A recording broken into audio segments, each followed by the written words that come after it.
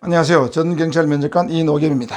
이번에는 여러분 경찰이 되고 나면 어떤 부서에서 근무하고 싶은가, 희망부서 또는 가고 싶지 않은 부서, 기피 부서에 대해서 질문을 한다면 어떻게 답변할 것인가, 이걸 한번 다뤄보겠습니다. 제가 올린 모든 면접 관련 동영상은 유튜브에서 이노겸 경찰 면접 모음을 치게 되면 1번부터 지금까지 올린 영상이 다 나옵니다. 어제까지 27개월 갔는데 이게 28번입니다. 오늘 올린 게 일괄해서 볼 수 있으니까 참고해 주시고요. 자, 이런 질문이 나왔을 때 어떻게 답변할 것인가. 제일 먼저 이런 말 하는 것이 좋을 것 같아요. 기본적으로 저는 어떤 부서든지 간에 가서 열심히 하면 못할 부서는 없다고 생각합니다. 왜? 초임순경으로서 일에 대한 두려움이 있다는 것이 비치지면 안 되겠죠. 그래서 다소 어려움이 있겠지만 자신감이 있으면 일을 배울 수 있다고 생각합니다. 이런 류의 말을 먼저 하는 것이 필요하고, 두 번째는 이런 말 하는 게 좋을 것 같아요. 사람은 각자의 자기 성격이나 경험에 따라서 상대적으로 잘할 수 있는 일이 있고 조금 더 못한 일이 있기 마련이라고 생각합니다. 그래서 제 희망부서는 저의 적성과 성격과 경험을 고려할 때 조금 더 잘할 수 있다는 의미에서 말씀드려 보겠습니다 라고 말한 다음에 여러분이 원하는 희망부서를 발표하는 것이 좋겠다는 뜻입니다. 다시 말해서 경찰에는 이 부서가 경찰서를 기준으로 해서 과가 한 11개 내지 12개 있어요. 그래서 과별로 필요한 자질이나 특성이 다 다릅니다. 조금 이따 나올 거예요. 그러한 자질이나 특성을 고려해서 본인의 경험, 전공, 적성과 성격, 현직 경찰관의 전직 경찰관의 조언 등을 바탕으로 여러분 희망부서를 발표하는 것이 바람직하다. 자, 그래서 먼저 1번, 여성은 어떤 부서를 선택할 것인가? 희소성이 있는 부서를 선택해라. 자, 여성 청소년과 민원실을 희망하는 경우가 굉장히 많아요. 제가 면접 지도해 보면 여성 청소년과 민원실에 가게 되면 여경들이 다 가게 되면 다른 남경을 채울 공간이 없을 만큼 전부 열을 지원합니다. 그래서 이런 데도 지원해도 되지만 제가 권하는 것은 정보, 경비, 교통, 생안, 수사, 보안, 여사 같은 여경들이 별로 지망하지 않는, 별로 숫자가 많지 않은 부서를 선택해서 지원하는 것이 오히려 면접관에게 도전 정신을 보여주고 또 신선함을 준다는 거죠. 그런 부서를 선택하는 게 좋겠다. 자, 그러면 여경들은 주로 어디서 일하나 볼까요? 자, 경비부서는 전체 경비부서에 근무하는 직원 중에서 4%만 여성이에요. 교통과는 8.8%, 생활안전과는 11.2%.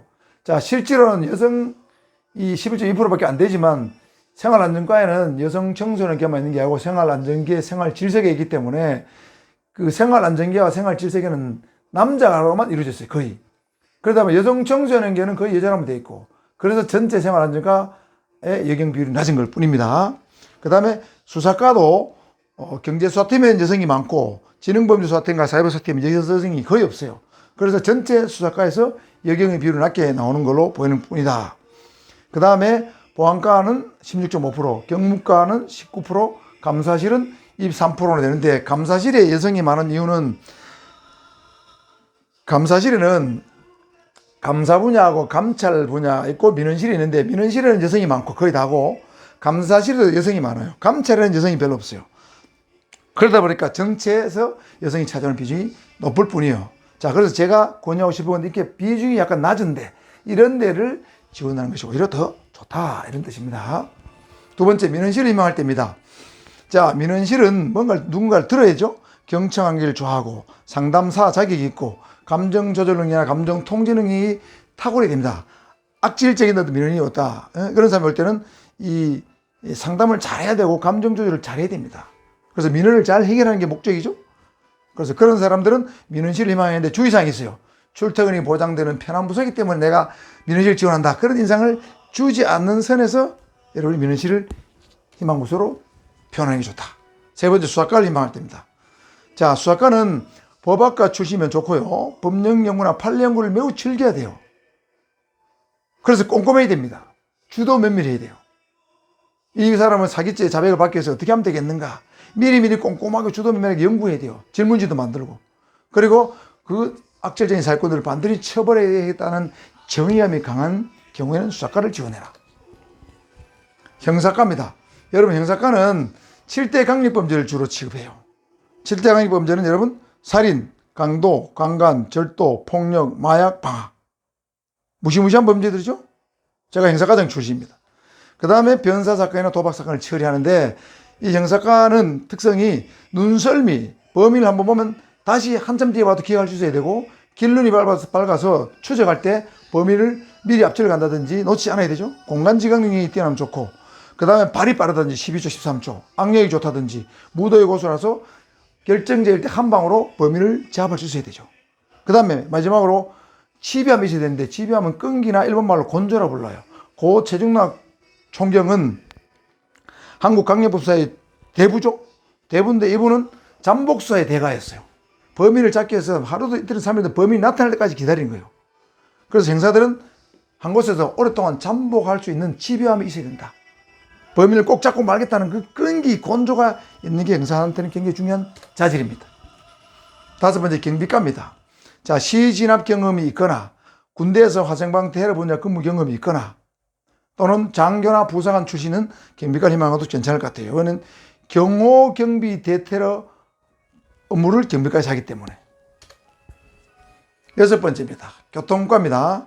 교통과는 의경 출신이라면 좋고요. 교통의경 출신, 음주 단속, 교통법규 위반 단속, 수배자 근거 능력이 탁월하다는 어떤 평가를 받았거나 근무 중에 교통업무를 하면서 뭐 할머니 짐을 달라준다든가 길을 안내해줘서 굉장히 고맙다는 인사를 많이 들어서 보람을 많이 느꼈다. 이럴 때는 교통과를 희망이 되겠죠. 자, 교통과는 교통외근 요원들 순찰 타고 되는 교통외근 요원은 안전계고 사고조사한 사람 사고조사계죠. 이렇게 구성되어 있어요. 정보과입니다. 정보과는 정보를 수집하는 부서니까 사람 만나는 걸 좋아해야 돼요. 대인관계 좋아해야 됩니다. 술을 잘해야 돼요. 술도 먹어야 어떤 솔직한 얘기를 들을 수 있죠. 그 다음에 지식이나 정보를 수집하는 걸 좋아해야 됩니다. 지적 호기심이 많아야 돼요. 정치, 경제, 사회, 문화, 체육 모든 분야에 대해서 풍부한 상식이 갖고 있어야 누구를 만나도 대화가 돼요. 그러면서 대화한 것을 메모를 해야 되고 또 잘 기억했다가 보고서로 만들어낼 수 있는 능력, 이런 사람이 있다면 정보과가 좋다. 보안과입니다. 보안과는 간첩을 잡거나 국가보안법 위반 사항을 다루는 곳입니다. 국가안보나 국가안보의 중요성, 국가 간의 중요성을 잘 안다 또는 자유민주주의의 가치를 정말 중요시하는 사람이라면 보안과를 지원해라. 외사과입니다. 자, 보세요. 서울, 인천, 부산에만 있는 관광경찰대를 제외하고는 외국어를 사용할 일이 별로 없기 때문에 외국어를 좀 한다고 해가지고 외사과를 꼭 지원하지 마십시오. 별로 관련성이 없어요. 자, 경찰서 외사과 하는 일 볼까요? 외국인 범죄 예방 교육, 외국 정부에서 하는 특수 시책에 대한 첩보 보고 한 달에 몇 건씩 내게 돼 있어요. 외국인 범죄의 동향을 파악하는 거예요.